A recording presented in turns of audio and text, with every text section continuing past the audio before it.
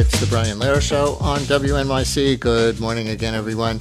So each day during the membership drive, if you've been listening, you know we've been doing a quiz in the middle of the show to have a little fun and break up the fundraising and the serious stuff. We'll wrap it up today with another America's 250th birthday quiz with the historian Kenneth C. Davis.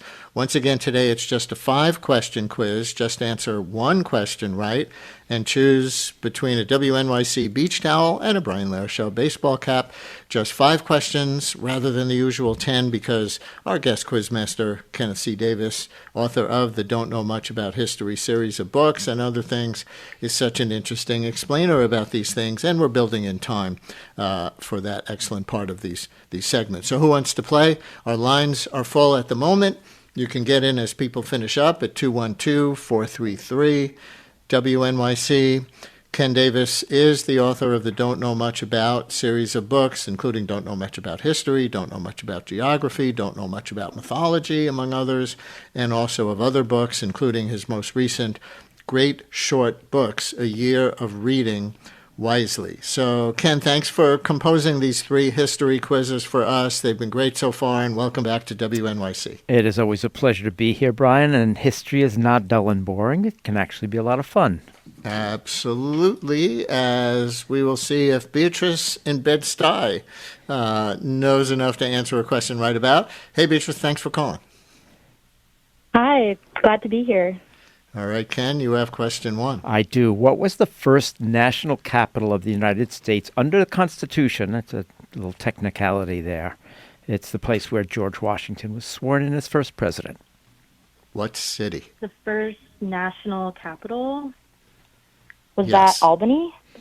That's not right. It's the right state, but the wrong All right, city. you have the right state. I'll give you one more guess. National capital. 3, New York City? 2, 1. Yes, it was New York City. Beatrice, would you like a WNYC beach towel or a Brian Lehrer Show baseball cap? I'll take that baseball cap. I'm such a fan. Thank you very much. 1 baseball cap heading to Bed-Stuy. I think a lot of people don't know this. Of course, we gave her some leeway when you say it's not Albany, it's another city in New York State. There aren't too many more that could have been the national capital, but happy to do it. Why New York when we think generally of Washington, D.C., and why didn't it stick? Of course, Washington, D.C. didn't exist in 1790, in 1787, actually, 1789, when Washington was inaugurated as the first president in what is now called Federal Hall, cheek by jowl with Wall Street. There's a statue there, of course, of Washington. New York was chosen at that time because it was, even though there was technically no Wall Street Stock Exchange yet, New York had already become very much the commercial and business center of the United States. It was seen already as an important commercial and legal and business center. So it was chosen. It was also relatively easy to get to New York from the rest of the 13 states. Philadelphia, of course, would technically be the first national capital because before the Constitution was written, from 1776 on, the capital was wherever Congress met. And so Congress was meeting, of course, in Philadelphia. So it technically could be called the first capital. There were other first capitals because Congress often had to leave Philadelphia, including Princeton, New Jersey, Lancaster, Pennsylvania, and a few others. But New York City gets the crown. Now, why did it lose it? The Virginians, chief among them, and other Southerners, wanted somewhere that was closer to the South, geographically as well as culturally, perhaps. So Philadelphia was seen still as a midway point between North and South, but eventually under what was known as the Compromise of 1790, it was determined that they would build the national capital, which would be called the Federal City, in what is now called Washington, D.C. And this was a famous compromise between Alexander Hamilton and Thomas Jefferson. Jefferson argued for this so that Hamilton could get the bank that he wanted, the National Bank. All right. Question 2 in this 5-question quiz is going to be another New York question.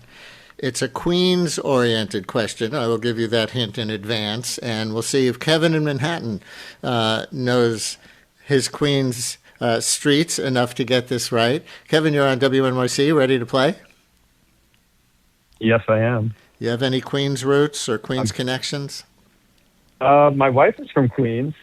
Okay, well, we'll see. Maybe she's from the relevant part of Queens. Question 2, which prominent New York roadway is named for a signer of the Declaration of Independence? Of course, we think about John Hancock, we think about Thomas Jefferson.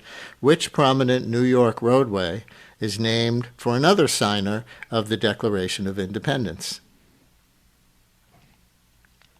In Queens, okay.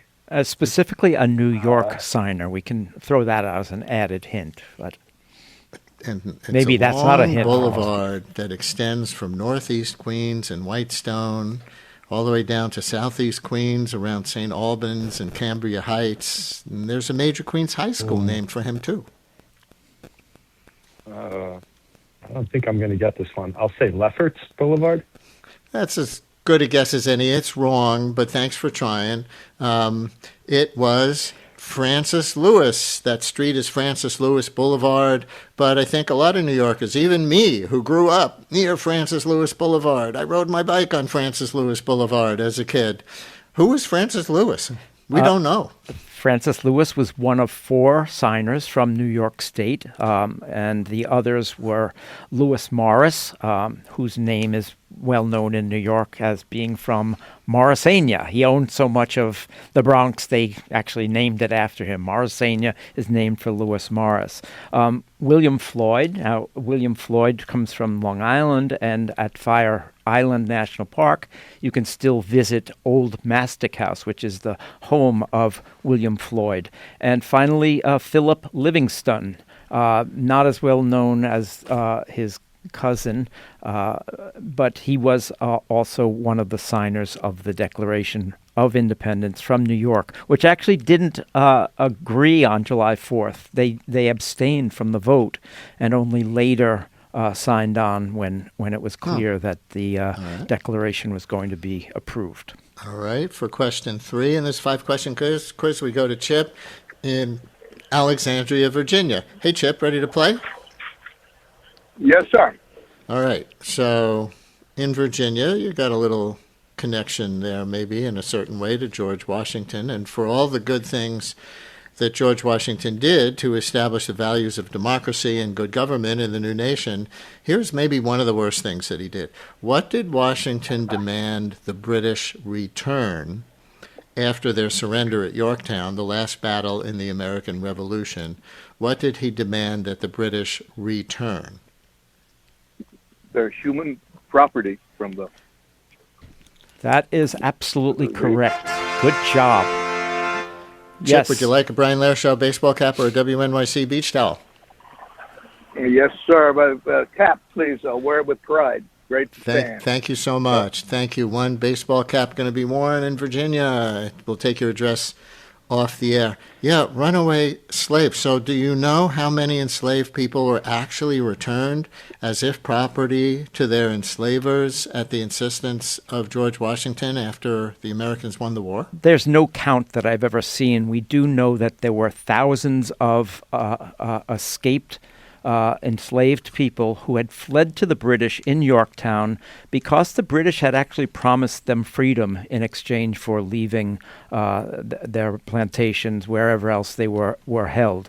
I do know that about 22 of those people were returned to Monticello, Thomas Jefferson's home, and Mount Vernon, George Washington's home. So people from those 2 famous locations had gone over to the British, some of them voluntarily, some not. Some were just captured, and they were returned. And Washington didn't use the word human property in the order of surrender. He used the word property, that the property that was held by the garrison, the British garrison, should be returned to their owners. And then Washington employed the Continental Army to round up these refugees and return them to enslavement. So definitely on the list of worst things that George Washington ever did. And not one we hear about when we talk about the glorious victory at Yorktown. Good point. And maybe one of those things that the current government is even trying to erase from Washington, commemoration sites and things like that. We're almost out of time. We're just going to go through these last two as fact questions. Cheryl and Lindenhurst, ready to play? I sure am. Okay. Question 4. The United States was formed with the original 13 colonies. What was the 14th state? And for extra credit, what distinction did it have? But the simple question is, what was the 14th state? And if you need a hint, I'll give you one. Yeah, I think I need a hint. Okay. Neighbors, New York. That was going to be my hint. If you go upstate, it's got a border. It's got a border. With New York. Vermont? Vermont is correct. And would you like wearing their show baseball cap or a WNYC beach towel? I'll take the beach towel, Brian. Thank you so much. Good choice in Lindenhurst.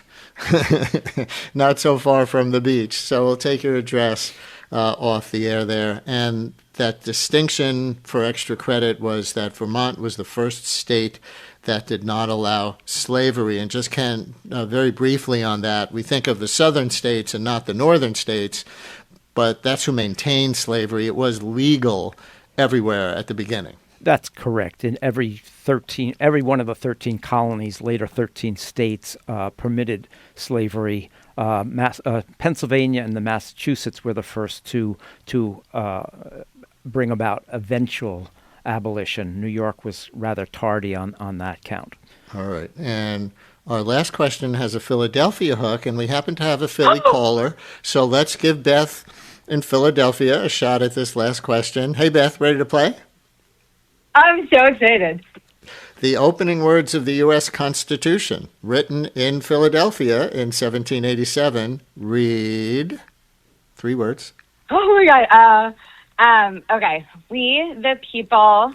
Boom. But you did it. I said 3 words. That's all you needed. What would you like coming to Philly there? Brian National baseball cap or WNYC beach towel? The baseball cap, please. One baseball cap being worn in Phillies and Eagles country. I don't know how I feel about that. But we'll take your address off the air. And listeners, that is our series of history quizzes with Ken Davis for this membership drive. We're going to have one more visit from Ken this spring coming up on Monday, Memorial Day, when he'll join us to talk about the origins and practices of the holiday.